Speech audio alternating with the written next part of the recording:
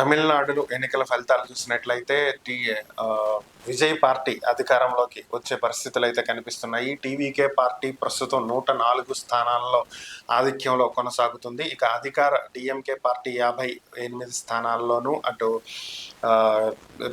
AIADMK జయలలితకు సంబంధించినటువంటి party 78 స్థానాల్లోనూ ఆధిక్యంలో కొనసాగుతూ ఉన్నటువంటి పరిస్థితి. పార్టీ స్థాపించినటువంటి 2 ఏళ్ల కాలంలోనే భారీ విజయం దిశగా టీవీకే పార్టీ అయితే అడుగులు వేస్తుంది. ఇక మొదటి ఎన్నికల్లోనే దిగ్గజ పార్టీలను సైతం వెనక్కి నెట్టి అధికారాన్ని చేజిక్కించుకునే దిశగా విజయ్ పార్టీ అడుగులు వేయటం జరుగుతుంది. ఇక మరొక వైపు గత కొద్ది కాలంగా సోషల్ మీడియాలో వస్తున్నటువంటి వార్తలు గమనించినట్లయితే విజయ్ పార్టీ పెట్టినటువంటి పేరు టీవీకే పార్టీ ఇది ఎందుకు పెట్టారు అనేటువంటి దాని మీద చాలా వరకు కూడా ట్రోల్స్ జరిగినాయి.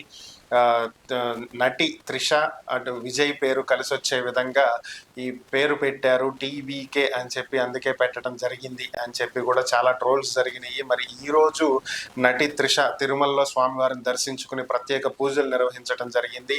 దీన్ని కూడా ఇప్పుడు సోషల్ మీడియాలో చాలా వరకు చర్చించుకుంటున్నటువంటి పరిస్థితి.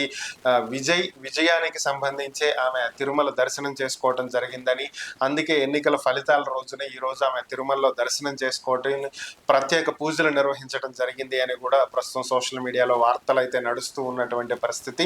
ఇక ఏది ఏమైనప్పటికీ కూడా విజయ్ అధికారాన్ని చేజిక్కించుకునే దిశగా అయితే అడుగులు వేస్తున్నారు. మరికొద్ది సేపట్లోనే మనకి దాదాపు ఒక 1 అవర్ లోపే మనకి స్పష్టమైనటువంటి ఫలితాలు తెలిసేటువంటి అవకాశం అయితే కనిపిస్తుంది.